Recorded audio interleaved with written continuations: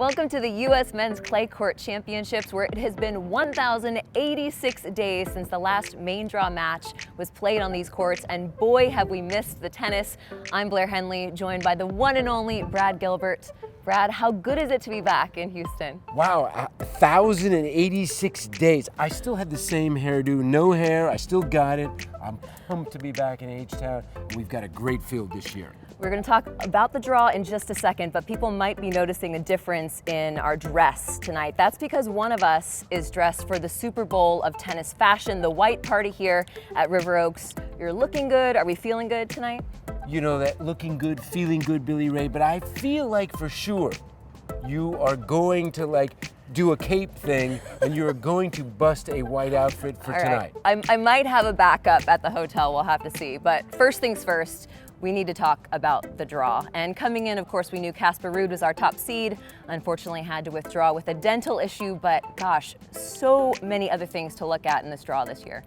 Well, my nickname for Ruud is Ruud Awakening, and he's having to get his wisdom teeth out. It will be a rude awakening when he wakes up after having those out. But we've got a loaded field, and we've got lots of young Americans. I think it's an excellent field. And we have, if you look at the seeds here, number 2 seed coming in was Taylor Fritz, who was the champion in Indian Wells, playing some of the best tennis of his life. Taylor Fritz has played the best tennis since hurting his knee in Paris, that he made an amazing recovery for Wimbledon. He's played tremendous tennis the last 6 months. There are 7 Americans now in the top 40 in the world. 6 of them are 24 and under. And it's a very exciting time for American tennis, especially for the young players. Yeah, speaking of 3 and 4 seeds, Riley Opelka and John Isner, the 2 big guys. John coming off the Sunshine Double in doubles. It's a rarity to ever do it in singles. I bet it's a much rarer thing to do it in doubles, but on these quick courts, nobody wants to face one of those big guys. Nobody wants to face a Kyrgios. And if we have warm weather, it's in the high 80s now, you are gonna see guys doing this.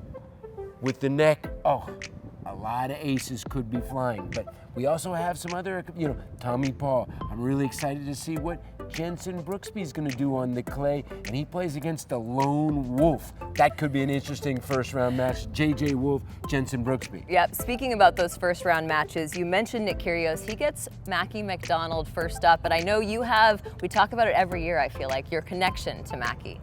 We went to the same high school. I grew at Piedmont High School.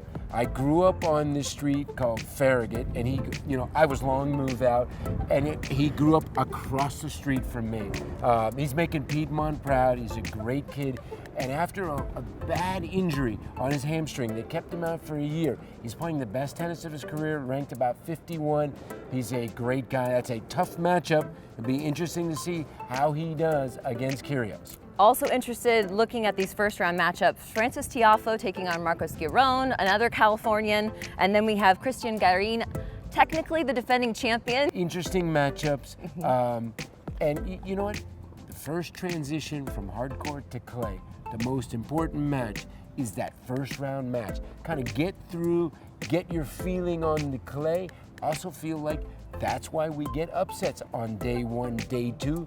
Your first match on the clay could be some, little nervousness early. Absolutely, and of course, we never sleep on the doubles here in Houston. You have Jack Sock, who Nick Kyrgios, his partner here this week, said best doubles player in the world, bar none. So they're going to be playing together. We also have another couple of Americans in Stevie Johnson and Sam Querrey playing together. Doubles is always a great watch here in Houston. So in my day, they used to say the best doubles team in the world was John McEnroe and whoever he was playing. Been hearing that a little bit about Jack Sock, but maybe after the Sunshine Double, and John Isner won in Mexico last year, so maybe it's Isner and somebody. But I love the tradition. We're gonna have to find a pond because I believe the pool is down. The great tradition of winning this tournament, going into the drink. So are we gonna go on the pond on the golf course? What will happen? What will Holter Media do to keep that pool kind of into the drink alive? Well, I'm glad you brought that up, BG. It's a great way to wrap things up. As you mentioned, pool under construction this year. We have a backup plan. You are not going to want to miss it. Stay with us all week. We're going to have a fantastic week of tennis. BG, enjoy the dancing tonight. I'm looking forward to it, but I will not be on the dance floor. I will be on the dance floor if Holter Media with his bad knee goes on there. Fair enough. You heard it here. Thanks again. We'll see you on the court.